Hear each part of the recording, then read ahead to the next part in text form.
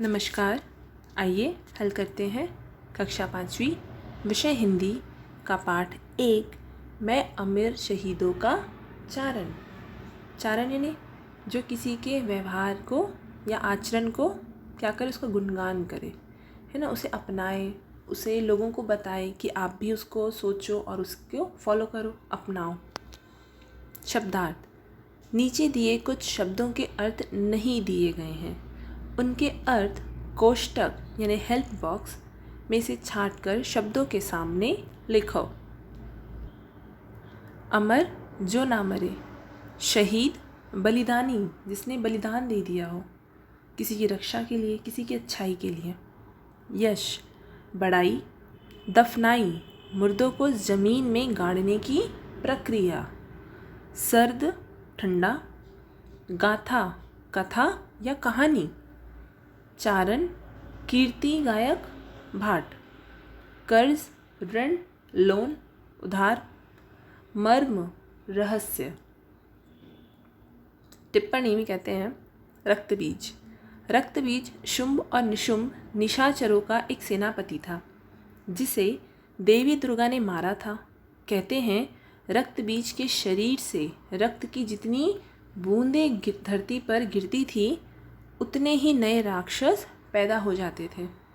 और कविता में कवि कहते हैं कि आप के जैसे रक्तबीज कहाँ से आएंगे अगर मैं आपका गुणगान नहीं करूँगा, है ना, जो धरती पर जन्म लेंगे और धरती माँ अपने देश की क्या करेंगे, रक्षा करेंगे।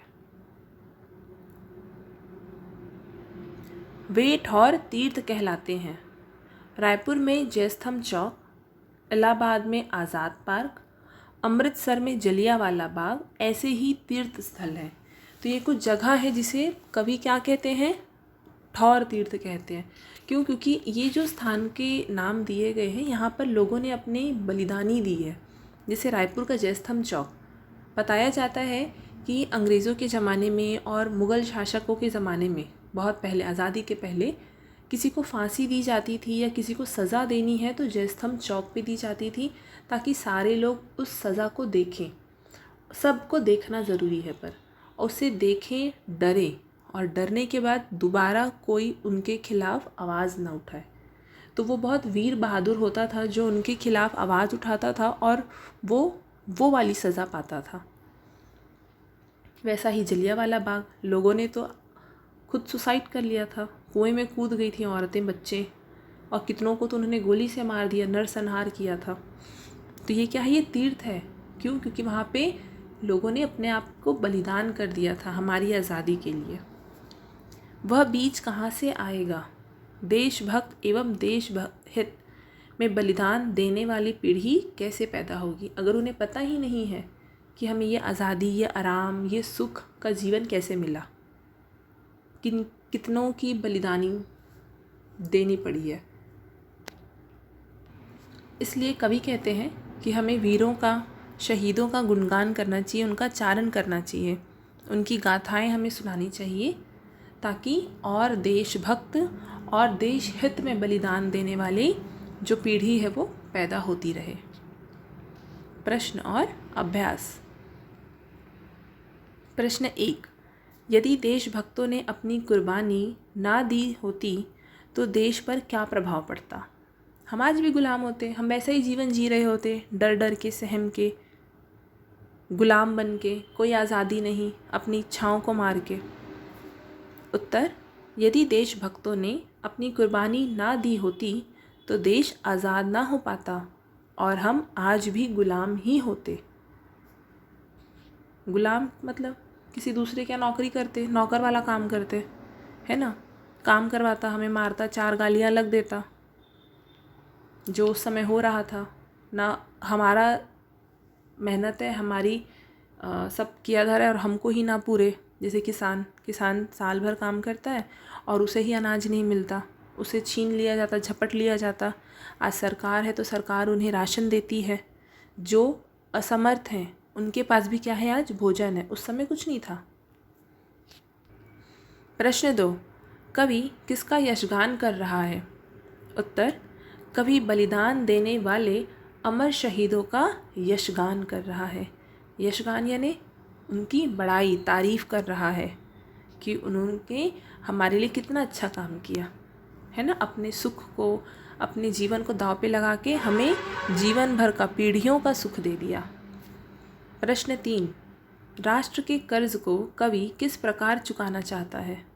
तो ये आज़ादी, ये आराम और ये सुकून, ये क्या है? ये हमारा कर्ज है ना, जो हमें उनसे मिला है, उनके कारण मिला है। तो कवि इसे कैसे चुकाने की बात कर रहा है? उत्तर देखेंगे। राष्ट्र के कर्ज को कवि अमर शहीदों के दिखाए मार्ग का अनुसरण करते रहने की प्रेरणा देकर चुकाना चाहता है। तो उनका मार्ग क्या था कि एक होकर रहें, किसी के प्रति गलत भाव मत रखिए, है ना, हर किसी को सपोर्टिव नेचर के रहिए, आगे बढ़ाइए, सबको सपोर्ट करिए, गाइड करिए। और सबसे इम्पॉर्टेंट, ये जो डिवाइड एंड रूल के कॉन्सेप्ट्स लेकर जो विदेशी घुसपैठी आते हैं उनके बारे में समझिए। ये हमारी देश है, हमारा धरती है, तो हमें रहना है, और हमें यहाँ रहना है कैसे? इसका केयर करके रहना है, सस्टेनेबल डेवलपमेंट के साथ रहना है। सिर्फ ऐसे नहीं कि यूज़ कर लिया, ख़त्म करके चले गए, मर गए, ऐसे नहीं रहना है। हमें ये जो मिला है, उनसे जो आज़ादी और सुकून मिला है, ये हमें आगे पास ऑन करना है। यही सही तरीका है उस कर्ज़ को चुकाने का, सस्टेनेबल डेवलपमेंट के साथ। जैसे पेड़ लगाकर, कचरा ना फैलाकर, रीयूज़ वाले मटेरियल यूज़ करके, रिसाइकलिंग करके, इन चीज़ों को बढ़ावा देकर। प्रश्न 4, कवि के अनुसार यदि शहीदों को ना पूजा गया तो उसका परिणाम क्या होगा? उत्तर, कवि के अनुसार यदि शहीदों को ना पूजा गया तो उनकी तरह धरती माँ की मिट्टी को अपने माथे पर तिलक के रूप में लगाने वाले कहाँ से आएंगे? है ना, वो देशभक्त वाली पीढ़ी वापस जन्म नहीं लेगी। भूल जाते हैं लोग, याद दिलाना पड़ता है। ये जो अमर शहीदों का चारण है, इसको सुनने के बाद खून क्या होता है? गर्म होता है, गुस्सा आता है, वीरता का भाव आता है कि पल भर के सुकून के लिए कितनों ने अपना जान गंवा दिया। प्रश्न 5, कवि के अनुसार जहाँ शहीदों का रक्त गिरता है उस स्थान को क्या कहते हैं? उत्तर, कवि के अनुसार जहाँ शहीदों का रक्त गिरता है उस स्थान को तीर्थ स्थान कहते हैं। तीर्थ स्थान इसलिए कहा है कवि ने क्योंकि ये जो शहीद हुए हैं ये अपने स्वार्थ के लिए नहीं हुए हैं, है ना, इनका मोटिव जन कल्याण था। ठीक है, इनको क्या बेनिफिट मिला? ये तो चले गए, इनके परिवार को शायद धमकी चमकी ये सब टॉर्चर सहे होंगे, तो इनका मोटिव होता है सोशल वेलफेयर, जो कि गवर्नमेंट का भी मोटिव होता है। गवर्नमेंट भी समाज कल्याण को ध्यान में रख के काम करती है। वही चीज़ ये भी कर रहे थे उस समय, इसलिए उन्हें शहीद कहा गया। यहाँ पे उनका पर्सनल बेनिफिट मोटिव नहीं होता, वो सोशल मोटिव, समाज कल्याण के मोटिव से काम करते हैं। और जब कोई इंसान निस्वार्थ भाव से कोई काम करे तो वो तीर्थ स्थान, कवि उसे तीर्थ स्थान कहता है। कविता की उन पंक्तियों को लिखो जिनमें ये भाव आए हैं। क, शहीदों को ना पूजने का परिणाम बताया गया है। उत्तर, पूजे ना गए शहीद तो फिर वह बीज कहाँ से आएगा? धरती को माँ कहकर मिट्टी माथे से कौन लगाएगा? बिना बीज के तो पेड़ भी नहीं फूलता, है ना। तो ये तो एक भाव है, देशभक्ति क्या है? एक भाव। ख, शहीदों के बलिदान स्थल को तीर्थ कहा गया है। उत्तर, गिरता है उनका रक्त जहाँ वे ठौर तीर्थ कहलाते हैं, जैसे जलियांवाला बाग, रायपुर का जय स्तंभ चौक। ग, जीवन को बोझ माना गया है। उत्तर, जीवन ऐसा बोझा होता जो हमसे नहीं सहा जाता। जब कोई दिन रात परेशान कर रहा है, बुरा बुरा बोल रहा है, अच्छे से जीने नहीं दे रहा है, सिर्फ काम करवा रहा है और हमको एक्सप्लॉइट कर रहा है। एक्सप्लॉइट का मतलब होता है इस हद तक यूज़ कर लेना कि उसमें फिर कुछ ना ही बचे, है ना। जैसे आम की गुठली, इस तरीके से उसे खाना कि उसमें से कुछ ना बचे, सारे रेशे निकाल के खा गए। तो एक्सप्लॉइट करना, ओवर यूज़ ऑफ समथिंग। अब ऐसे कोई हमें बिहेव करेगा तो जीवन क्या होगा? बोझ हो जाएगा।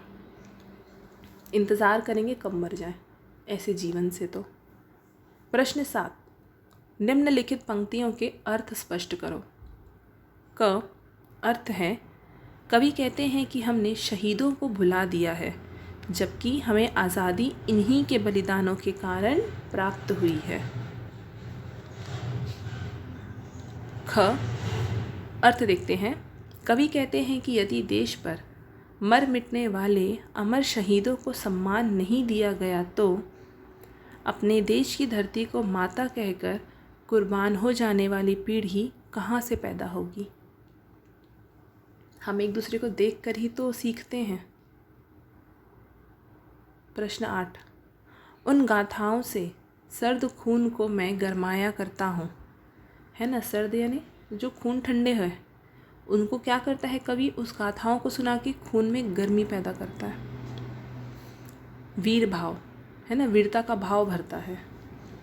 यह पंक्ति लिखकर कवि पाठकों में कौन सा भाव जागृत करना चाहता है। उत्तर, उक्त पंक्ति से कवि पाठकों के मन में देशभक्ति के भाव जागृत करना चाहता है।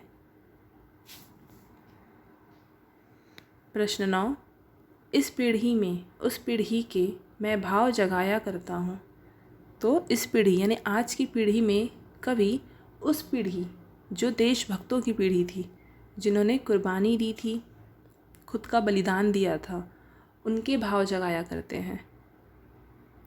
ऐसे कौन से भाव हैं जो कवि आज की पीढ़ी में जगाना चाहता है। उत्तर, कवि आज की पीढ़ी में अमर शहीदों के प्रति सम्मान और देशभक्ति का भाव जगाना चाहता है। भाषा तत्व और व्याकरण। प्रश्न 1, निम्नलिखित शब्दों के दो समानोच्चारित शब्द लिखो। चारण, कारण, तारण। अमर, कमर, समर। कर्ज, दर्ज, फर्ज। धर, कर्म, मर्म। प्रश्न 2, निम्नलिखित शब्दों के विलोम शब्द लिखो। अमीर, गरीब। यश, अपयश। जागना, सुलाना। आज़ादी, गुलामी। मुर्दा, जिंदा। धर्म, अधर्म। धरती, आकाश। जीवन, मरण। प्रश्न 3, निम्नलिखित शब्दों को शब्दकोश के क्रम में लिखो। अमर, दमन। धरती, नवल। फसल, यश। रसद, लगाव। शहद, शहीद।